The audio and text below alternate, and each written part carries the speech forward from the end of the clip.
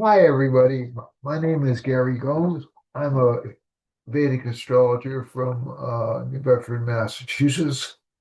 I do readings, I do charts, I do lessons for people. I do charge. You can call me if you're interested in either a reading, a personal reading, or a lesson. You can contact me at 508 525 0001. Again, that's 508 525 0001. Okay. And my email address is Gary Gomes G.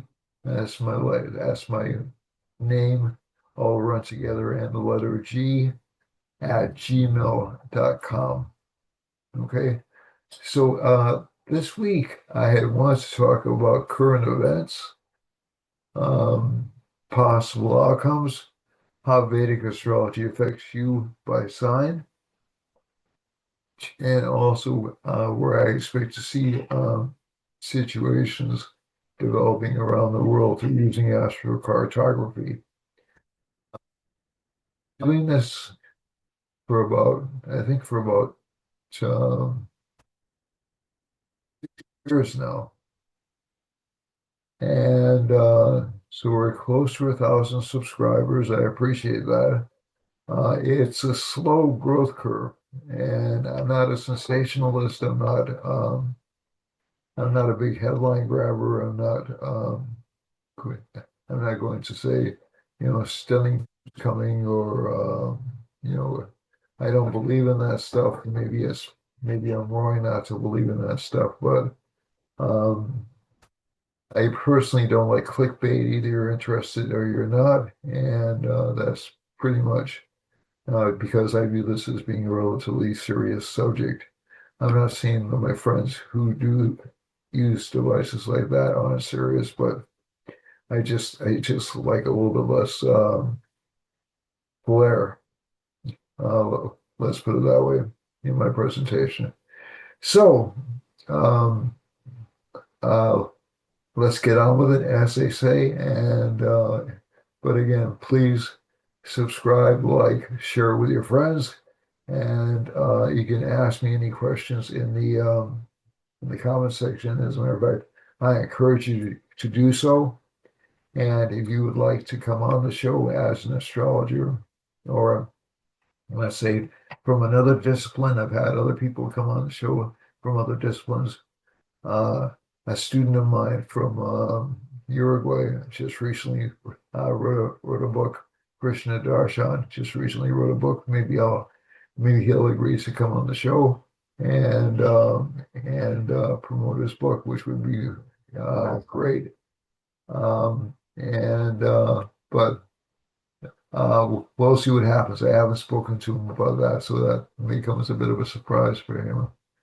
But um, but yeah, let's get on with it. Let's see what's happening this week.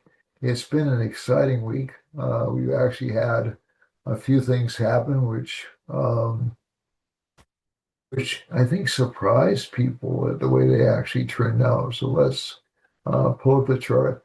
I also have an early preview of the eclipse charts for September, which I'm going to go over briefly today. Not a great deal, just briefly. Um, Mainly because I think some of the events you're seeing right now will culminate in that particular eclipse. So let me just share the screen with you, get it up on the screen so you can see the chart. For those of you who can follow along, for those of you who can't follow along, it'll be at least staring at a bunch of letters and numbers, which hopefully have more meaning as time goes on. As you start to get acclimatized to this particular system of astrology. And I'm going to do a brief overview and then get into analysis. Okay.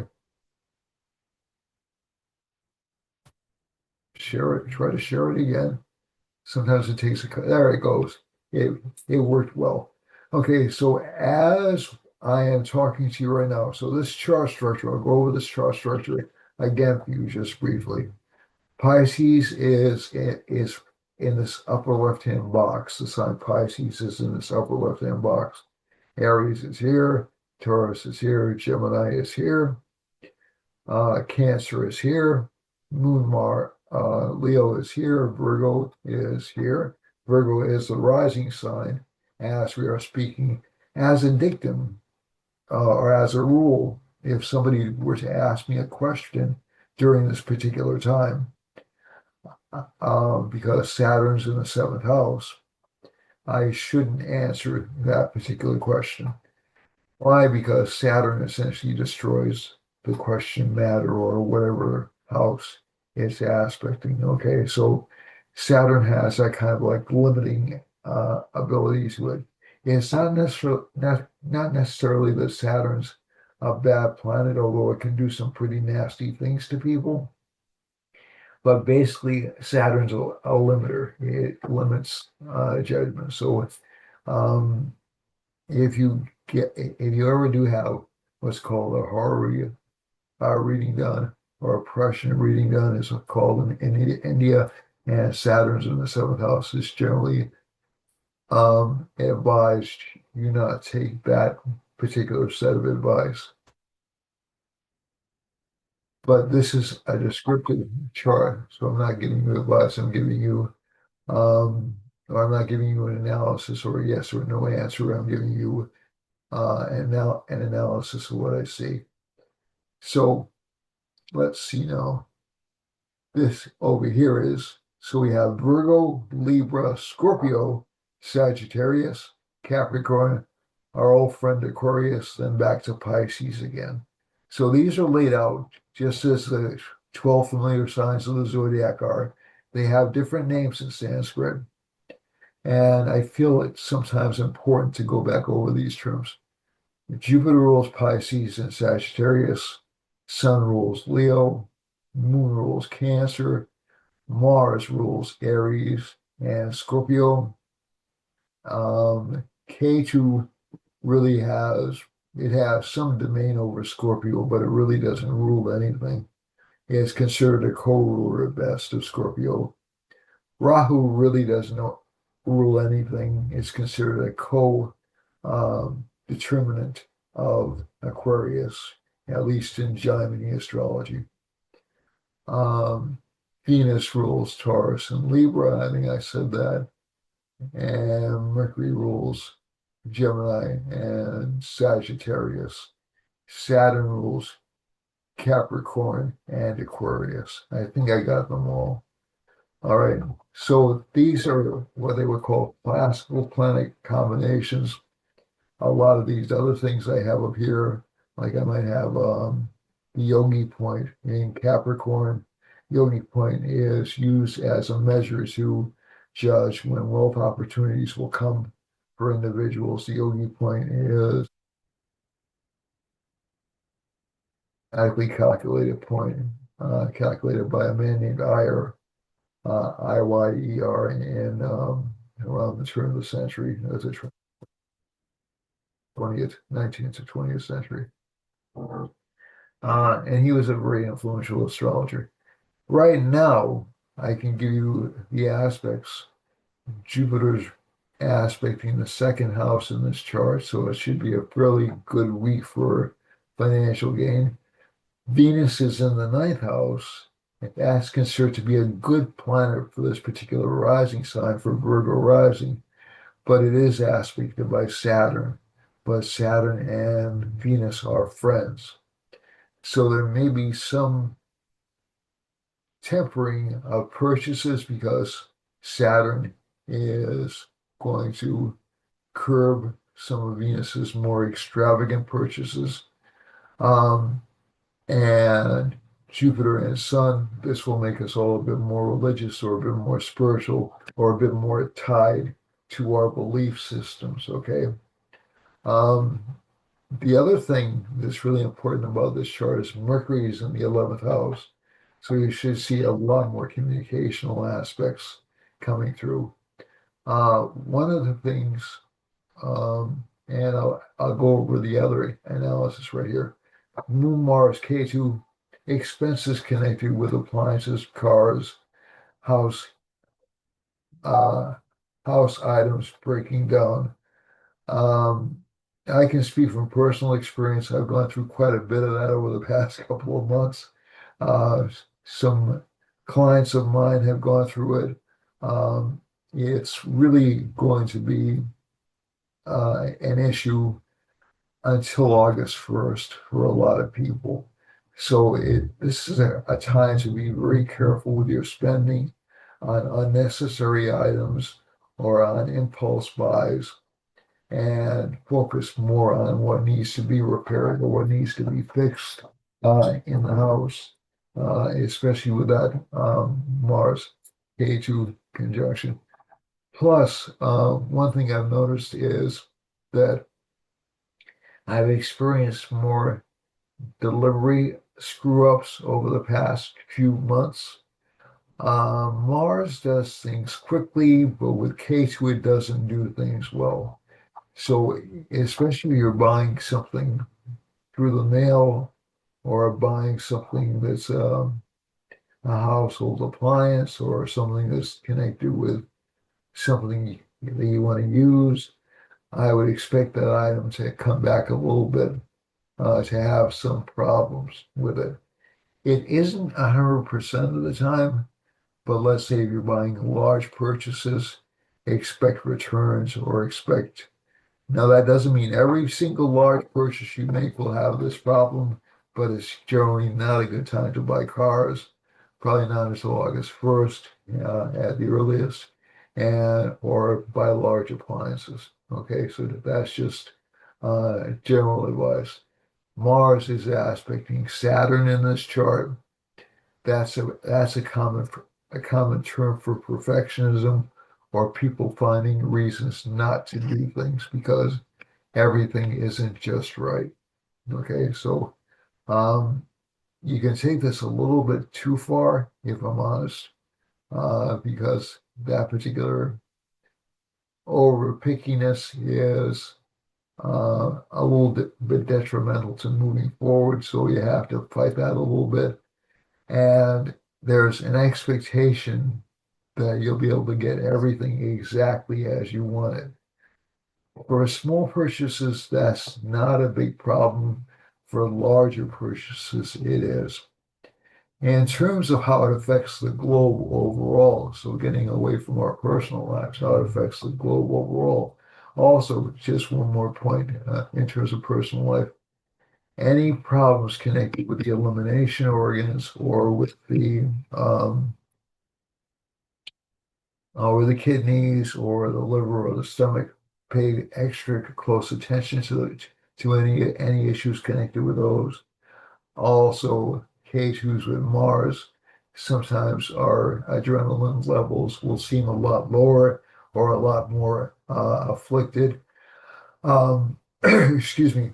The major reason for that is because K2, although K2 acts a lot like Mars, it kind of hyper juices us for a while and then drains our energy out. Okay. So Mars is connected with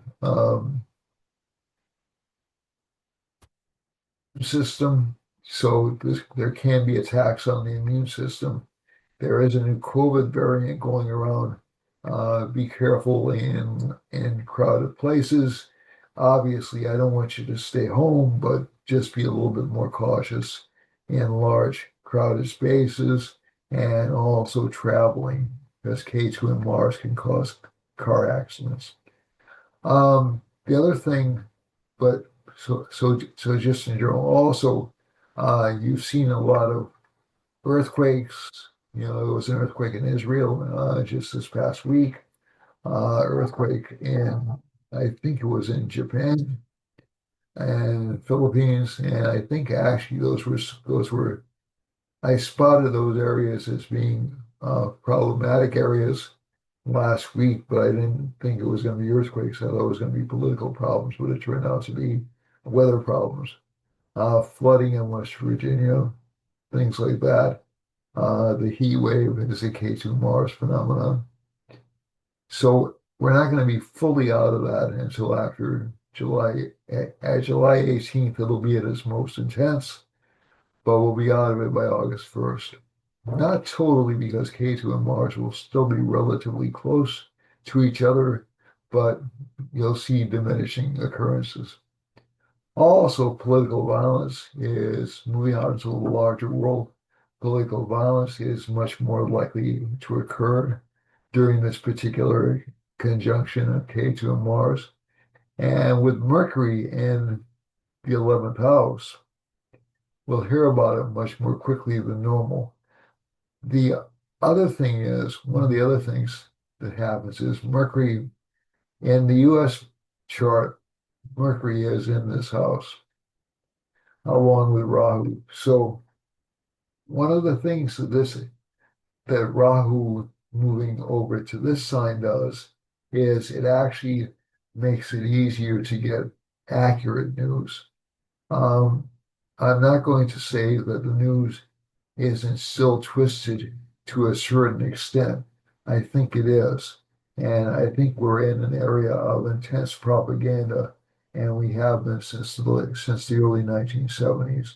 It just intensified in the 1980s and 1990s, and it kind of peaked around 2000, I would say around 2016 to 2024, at least in the United States. It's still peaking in other parts of the world, if I'm quite honest. And this is true about the left and the right. Okay. So, um, essentially, what I'm encouraging you to do in terms of news absorption is just to keep your skeptic hats on for a while longer, because essentially most news media is either heavily influenced by the state. This is very true in Europe, has been true in the United States, has traditionally been true in countries like Russia, China, um, Brazil, African countries. Um, and I'm not saying that without evidence. I mean, you can go out and find this out almost anywhere around the world. There have been a few,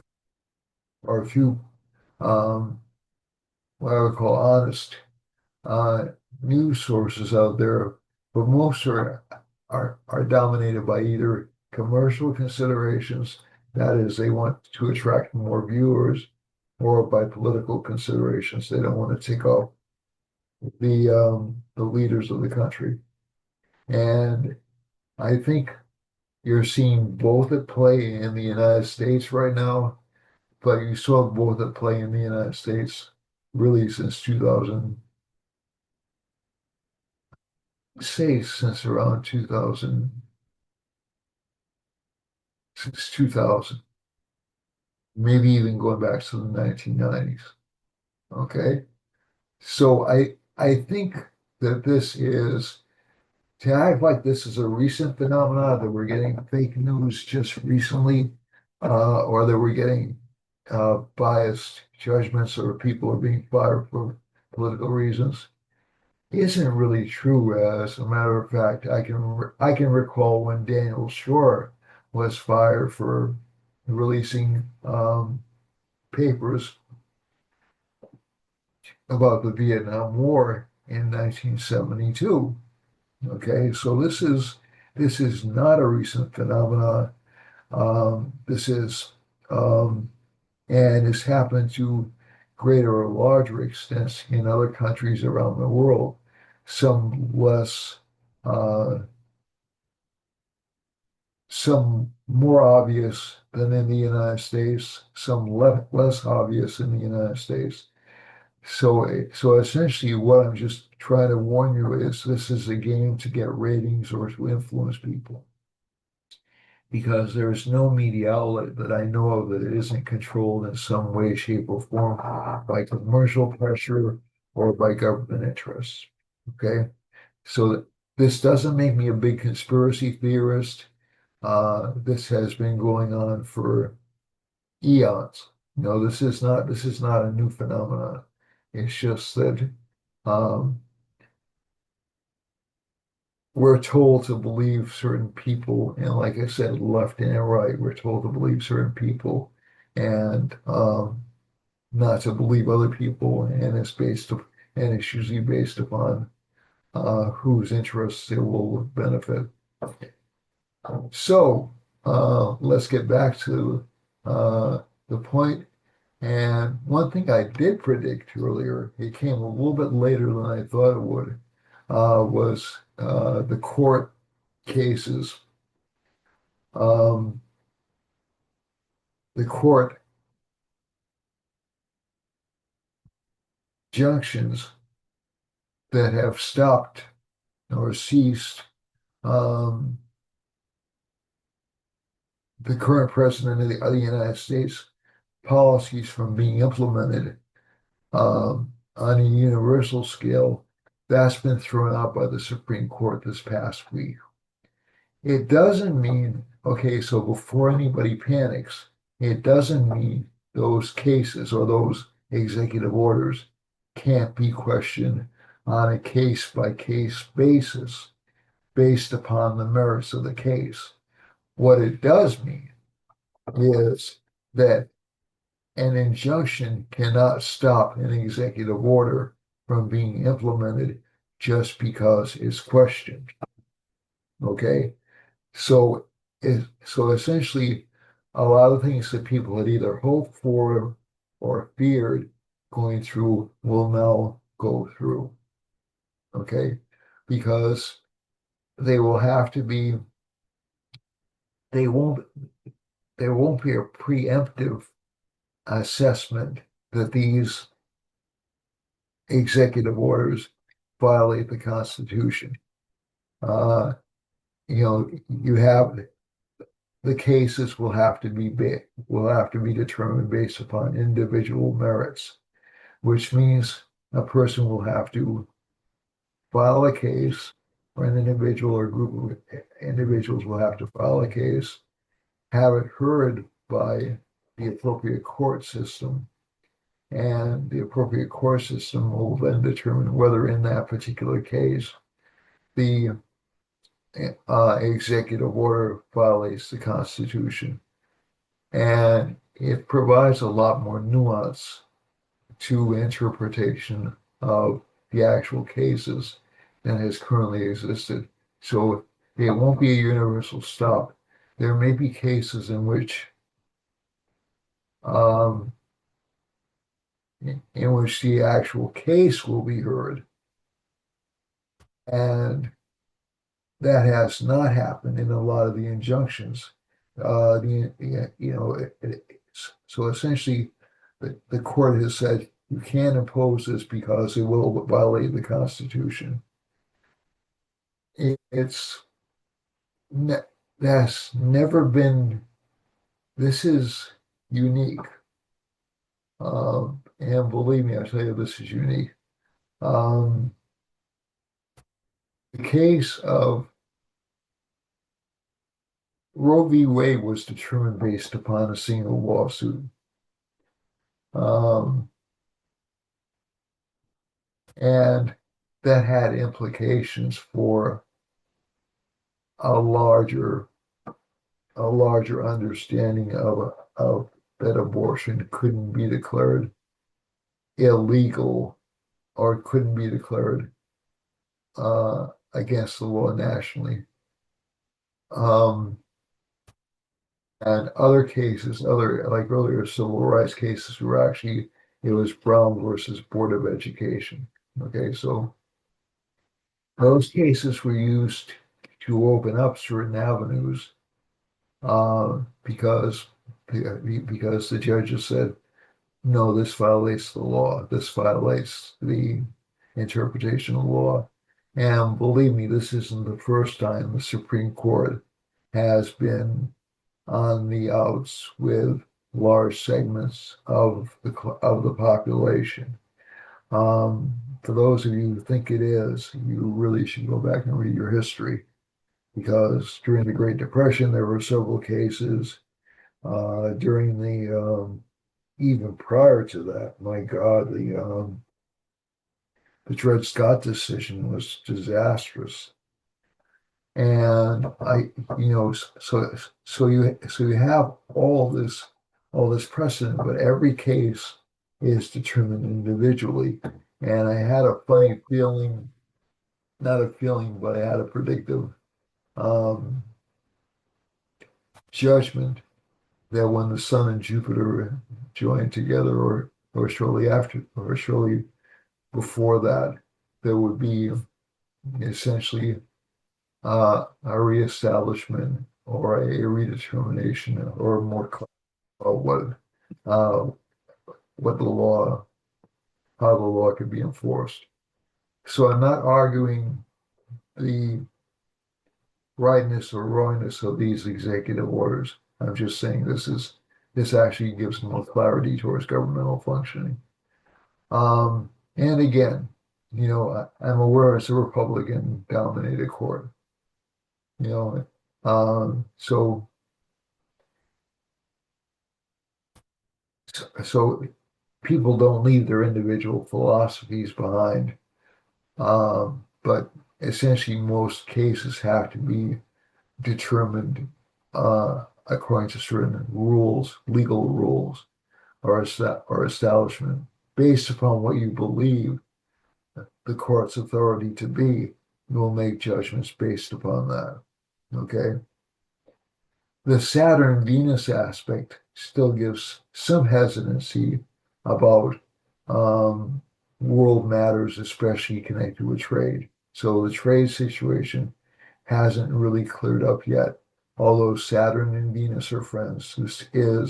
We are coming close to the to D-Day on the tariffs, and will that slow down commerce?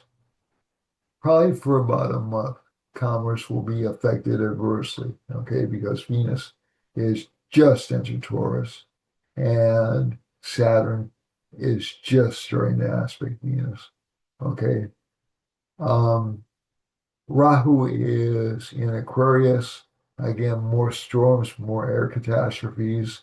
That was something that I noticed way back in the 1990s when I first started doing Jewish, that if Aquarius was afflicted, there would tend to be more air problems in the skies.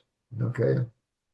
And finally, in terms of wars, we do have a tentative Iran-Israeli um, ceasefire, or it's an actual ceasefire, stayed in place a couple of days. It's too early to say whether or not it's going to be successful, but I'm guardedly optimistic that it is.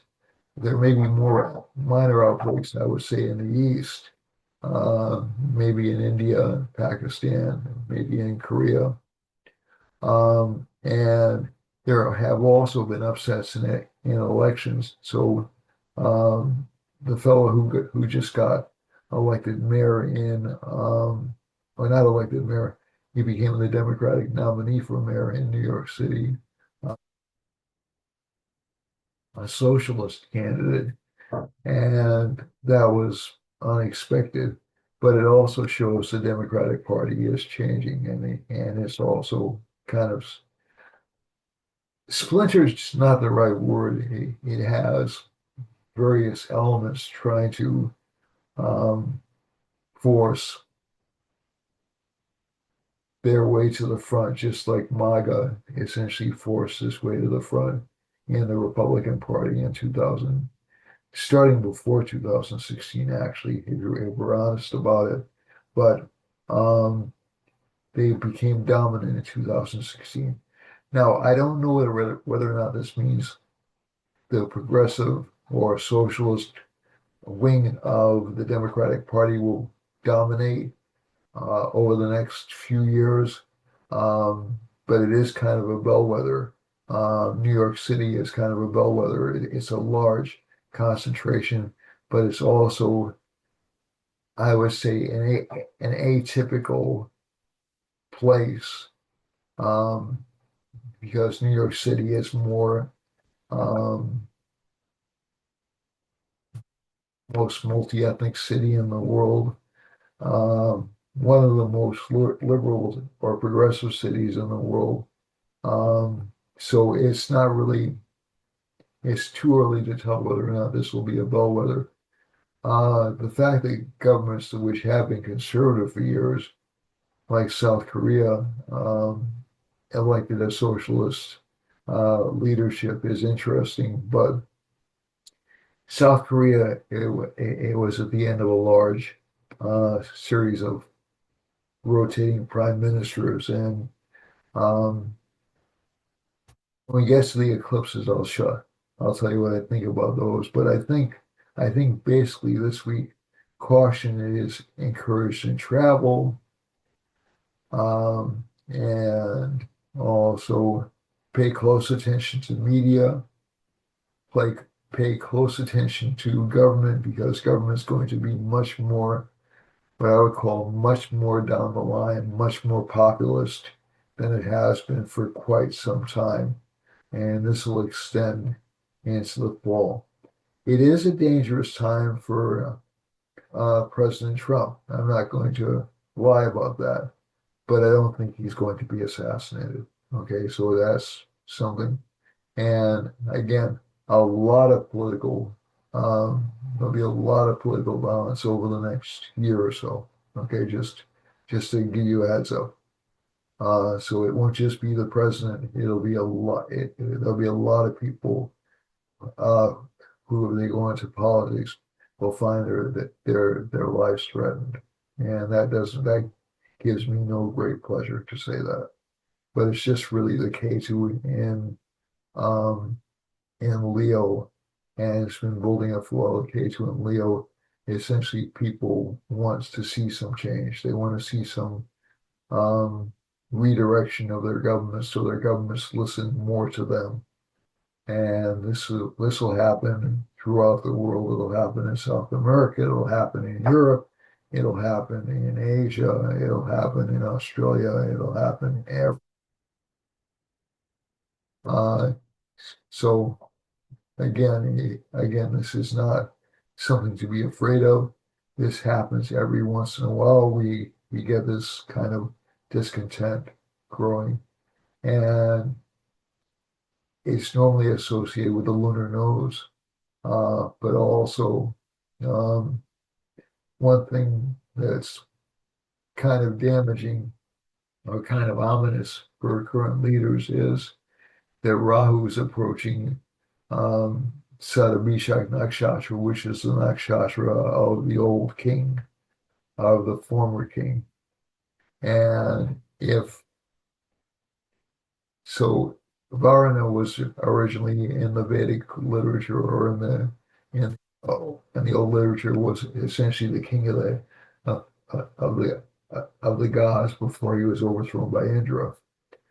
And it was mainly because he wouldn't give relief to the earth. And it's interesting, and we're seeing similar situations happen really around the world right now, the old where the current regimes are really I'm going to be honest, they're really not delivering what their people want to a very large extent.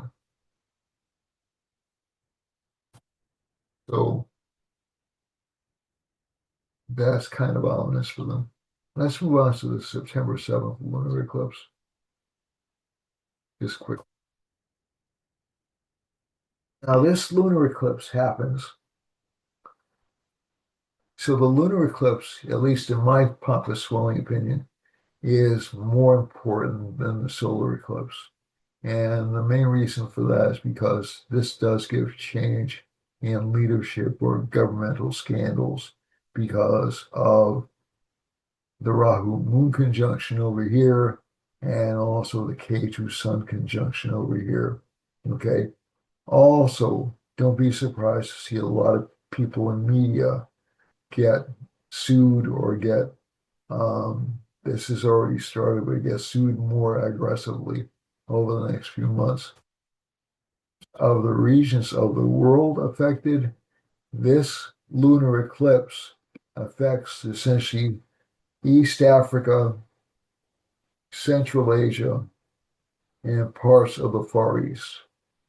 The solar eclipse, which comes up, and we'll look at these more carefully, okay, over the next couple of few months.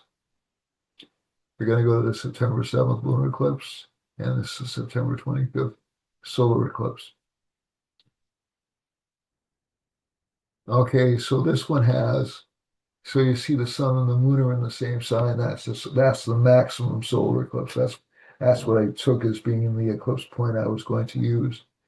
And this one essentially does indicate some problems to leaders because the sun is aspected by Saturn, and maybe some economic shocks around that time. Not major ones, not ones that will last a long time, but maybe for about 3 months. So again, like I said, the lunar eclipse is more um, damaging to institutions or to governments than the solar is, at least from my judgment. And as I said before, it's going to affect pretty much Eastern Europe, uh, certain parts of Eastern Europe, closer to Russia and Ukraine. And we hope that conflict gets resolved by that time. But I'm thinking the more and more I look at it, probably not until the fall. And um, Eastern Turkey, Iran, the, all the way through India, China, and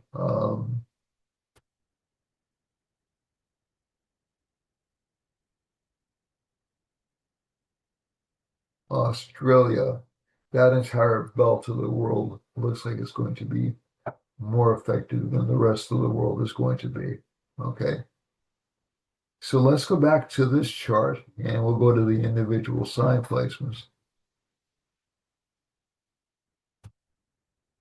And for Aries, we have Gati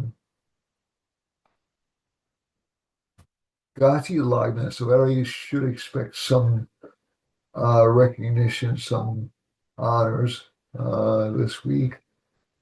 Venus, there's some potential for money for this chart, but again, through hard work, Saturn aspects Venus in this chart. And Sun and Jupiter are in the third house, so this does give some ability to fulfill goals, especially connected with land acquisition or property acquisition. Fifth house Lord, if you're buying property, if Aries is buying property, be careful, or if you're selling property, be careful not to be taken advantage of. That's a very general observation. By the way, by the end of July, the Kala Sarpa Yoga will be done as well. And so that should be pretty good in terms of clearing up obstacles or uncertainties. Okay. But if we get back to the natal chart, to this chart right here, I'm sorry, not the natal chart, but to this chart right here, the sixth house Lord does indicate there'll be war with the press over the next week, or war with rumors, especially in the household. Rahu's in the 11th house. So again, don't trust your friends if you have Rahu in the 11th house. Saturn's in the 12th house, heavy expenses for Aries. For Taurus, Taurus has, so this would be May 16th to June 16th. Taurus has no planets in the 12th house, which is a welcome relief. There will be some expenses connected with property or with mechanical repairs. That's sort of like a staple of most signs this week. Jupiter and Sun are in the second house. So again, financial growth is indicated, but not without a lot of work. Mercury is in the third house. This isn't a bad placement, but this sign will be a little bit less tempted to take chances, will be a little bit more cautious and conservative. Rahu is in, we have no planets in the seventh house in the chart, except for Mars, which is afflicted by Ketu and the moon. So expect relationship partners to be a bit moody this week. For Rahu is in the 10th house, good for career growth, good for career ambition, but Saturn, slow gains, slow material gains. For Gemini, Gemini has Sun and Jupiter in the first house. This is actually a positive placement, so a lot of the dreams or ambitions you had, you should start to be able to move forward with those this week. Mercury's in the second house, Mars and Moon and K2 are in the third. So there will be a strong drive to move forward with your professional goals. But some slight obstruction, maybe some self-doubt during this period, but overall you'll be successful. Rahu is in um, house, so it should give some benefit from people overseas. Saturn is in the 10th, hard work. Venus is in the 12th.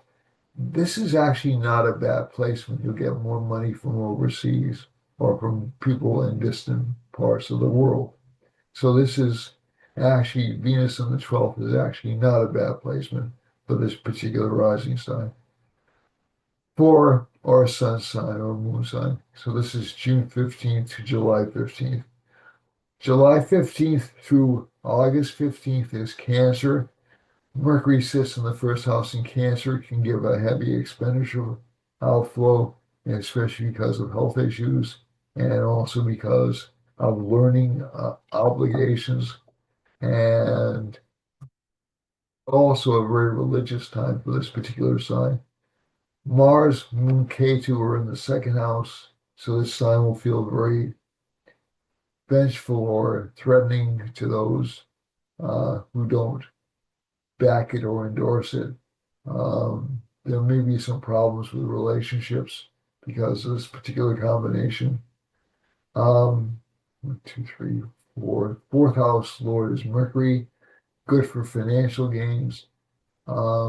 Saturn's in the ninth house. Rahu's in the eighth house in this chart for Cancer, and Saturn's in the 10th house. So if Rahu's in the eighth, that can mean that people are wishing bad luck on you. For those of you who believe in it, sometimes there's black magic involved with this particular sign placement, but it would also have to be present in your natal chart for that to be really activated. But there are indications that basically there are people conspiring behind the scenes to stop you from succeeding. So be mindful of that. Essentially, I recommend anybody with a Cancer rising sign or sun sign to do a lot of praying, do a lot of house cleansing with either sage. If you believe in the saints, pray to the saints. Um, Now, again, which may sound silly and superstitious, but it's just you're asking for a divine protection or just exert a great deal of care if you're very religious. Um, Mars, Moon, K2 in the second house. So we've spoken about that in terms of relationship life. Um, Saturn is in the ninth house, so slow but steady progress is indicated for the sign. Venus is in the 10th, I'm sorry, the 11th house. So again, slow gain. Sun and Jupiter are in the 12th house. So again, a lot of attention should be paid to religious or spiritual activities. For Leo, Leo has Mars, Moon, and Ketu in it. This is a Raj Yoga for this particular placement. Moon is not particularly good because it rules the 12th house of expenses. But again, this encourages religious activity or spiritual activity, or maybe even just careful planning. Um, with the Lord of the second and the 11th houses of gain or money in the 12th house, this can be an expensive month for this particular sign. but the expenses will be quick and relatively significant, I think. For um, this sign, some dissatisfaction with relationship life is indicated. Uh, Saturn is in the eighth house. This isn't a bad placement. So essentially, but again, it does tend to slow down progress. Venus is in the 10th. That's usually good for career success. Venus is in its own sign, and Jupiter and Sun are in the 11th house, good for financial gains. Mercury's in the 12th. That can indicate the possibility of new relationship partners, although I would tend to choose business partners or romantic partners, given the fact that this chart has Mars in the first isn't good for romantic relationships. For Virgo, we have Mars in the 12th house. This is another problem for romantic relationships for Virgo. It can tempt you to lie or deceive people. Don't do it, you'll regret it later on. Um, Friends who may lie or misrepresent themselves to you. But it is good for financial gains. Sun and Jupiter are in the 10th house of career. Career life will shine this month. And Saturn's in the 7th. So again, relationship partners will seem a little bit glum or a little bit down. Uh, Venus is in the 9th house. But again, it is a good time to acquire knowledge or to acquire increased wisdom. So this isn't a bad week for Virgo rising. For Libra, Sun, this would be October 15th to November 15th. Virgo is um, September 15th to October 15th. Leo is August 15th to September 15th. Cancer is July 15th to August 15th, just to give you the fill-in on those. So Libra, October 15th to November 15th, or rising or moon sign, should have relatively good career life. You will have people who will try to gain information from you for free or for no charge. Okay, if I'm quite honest about it.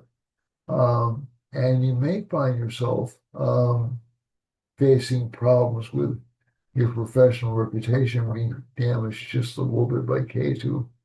So um, just try not to be taken advantage of too much this week because this moon placement, it'll be gone within a couple of days. So just within about by the end of the week, finances should look a lot better and career life should look a lot better.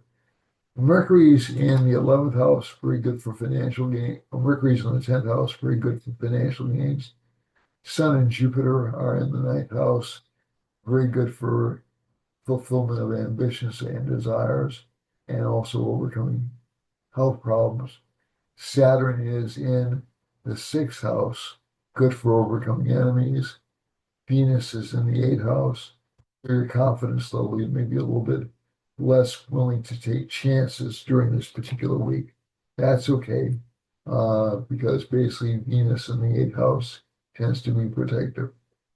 For Scorpio, Scorpio has both co-rulers in the 10th house, so career, so there'll be a lot of focus on career life, maybe even changing career patterns or trying something new. Rahu's in the 4th house, some definite dissatisfaction with being home or being stuck at home. Saturn's in the 5th house. Children or relationships with children will be a little bit odd this week.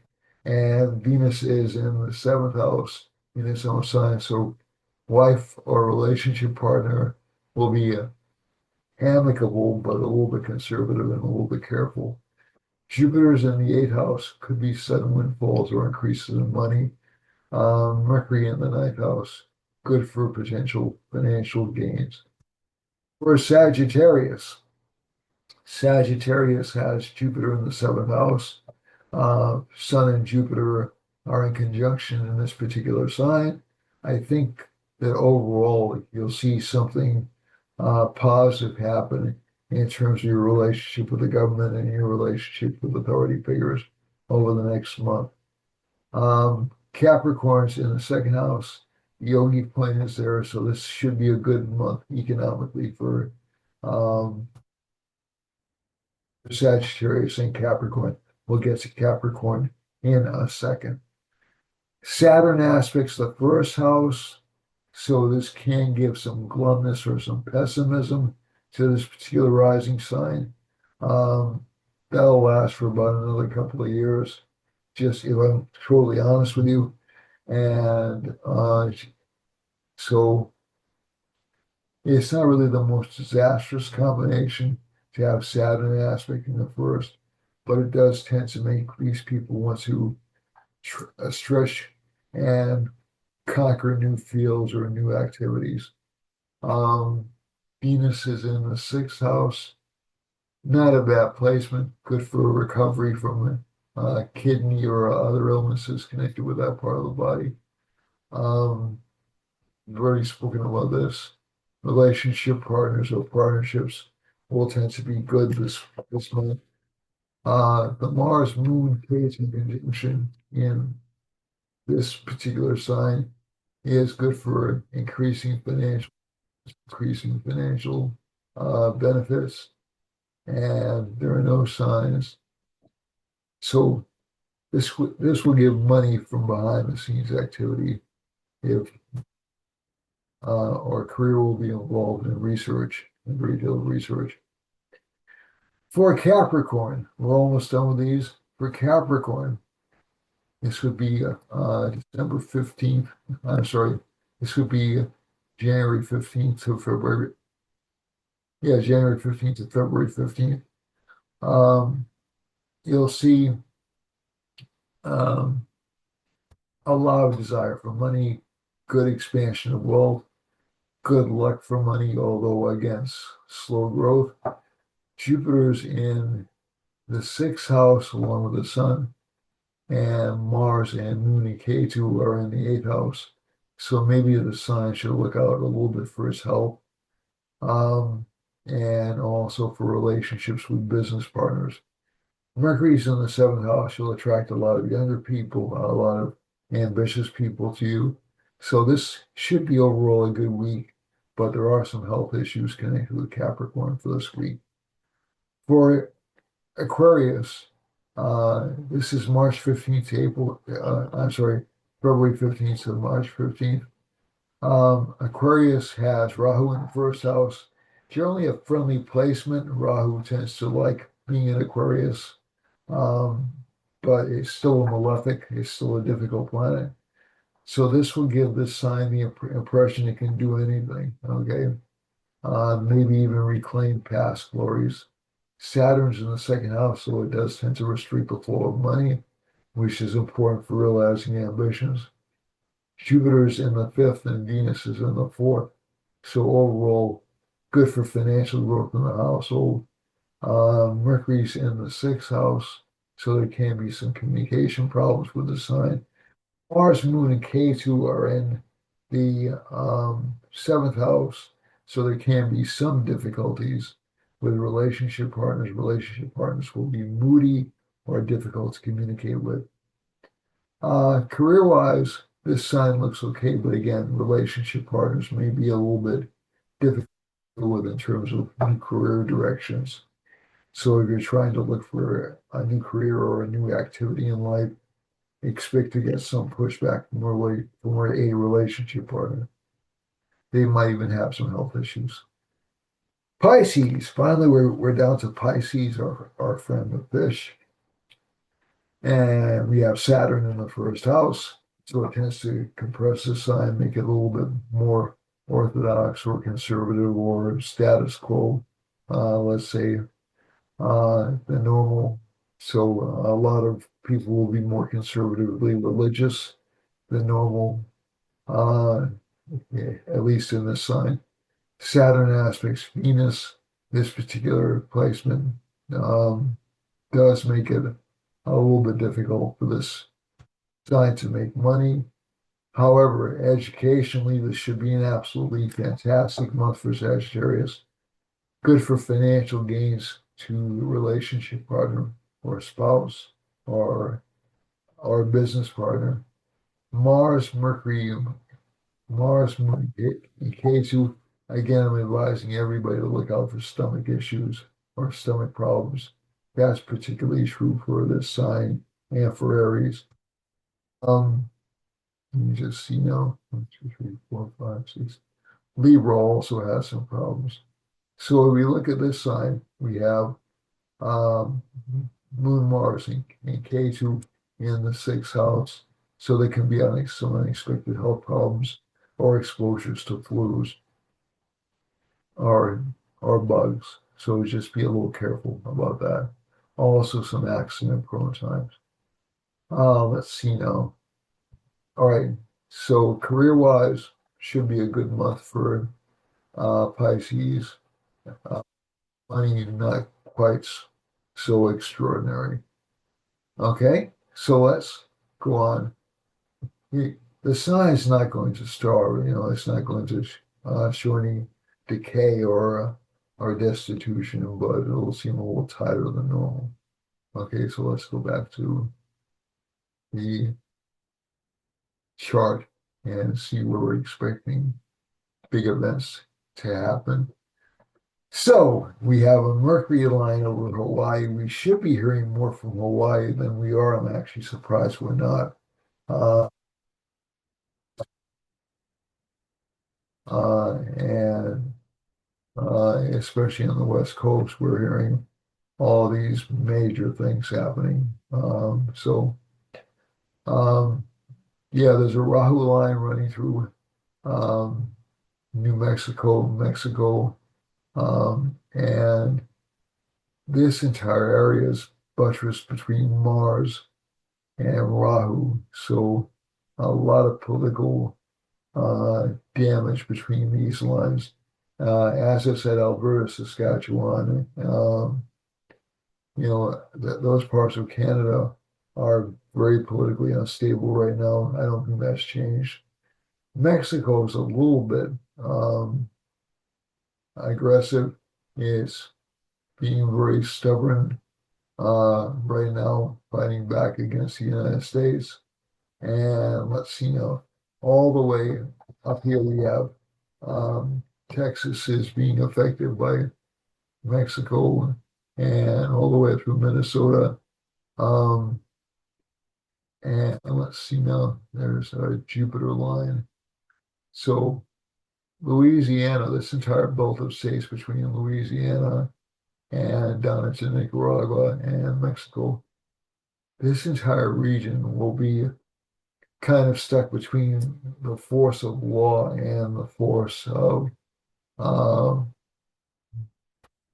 disruption, if I'm honest, and increased governmental authority taking shape in down here in Mississippi, down here in Alabama, uh, and um, even going into Indiana, and I would say Michigan as well. Um, Let me just and Minnesota and also well, that's Illinois and Kentucky, Tennessee. So all those parts of the United States will have increased law enforcement problems and also, I think, increased climate problems. We're not seeing any lines near West Virginia, which is surprising since they had all that flooding. But again, it's not really, an event happens, it happens. It doesn't, the planetary lines don't stay there. There's a Mercury line running straight through. So the east coast of the United States seems to be um, jammed between Sun and Mercury. So does Cuba, um, and Puerto Rico. So I know there are changes in the government going on in Puerto Rico. Um, and again, there'll be changes in some of the governments in this part of the country. Um, it's it's not universal. I mean, New England is going to stay pretty liberal, excuse me. Um, you know, so I don't think you're going to see any big shifts, at least not this year. And we have a Mercury line. We should be hearing a lot more about Brazil, Bolivia, Argentina, Paraguay over the next few months, and also a lot more activity in terms of economic development from Brazil. We know the BRICS conference is taking place shortly. Brazil is a leader in that, so I wouldn't be surprised. This Venus line extends um, all the way through Russia and down into China. So I wouldn't be just surprised. We saw a lot of economic activity happening from the BRICS countries. Um, the Moon Mars line is hovering over close to Iceland, but close to the Azores. And so there may be some either volcanic or earthquake activity. I hope not in the Azores. Iceland has, I need to pull this line to the side, Rahu over it, so there can be some political scandal in Iceland and in Eastern Africa. Um, there's a Saturn line running right through Jupiter, right through England, excuse me, and through Spain and France. So, and also through, I believe that's Morocco and Libya. And I think one of the things we've seen over the past few months is that England has been deteriorating economically at a rather rapid pace. And France has done better, but not really markedly better. So the entire European Union is hemmed in between Jupiter and Saturn. So there are restrictions on the western part of of Europe, some expansion in the eastern part near Italy, Greece, up through Poland, and uh, we will be hearing more about Saudi Arabia and most of Africa, including South Africa, over the next few weeks, especially in terms of their politics. And also, we have a Venus line running through Iran and up through Ukraine. So there is some possibility that we might uh, start to move towards a peaceful resolution in the Ukraine-Russia conflict. That's at least my prayer. Um, there's a Moon-Mars conjunction uh, happening over Pakistan and Afghanistan.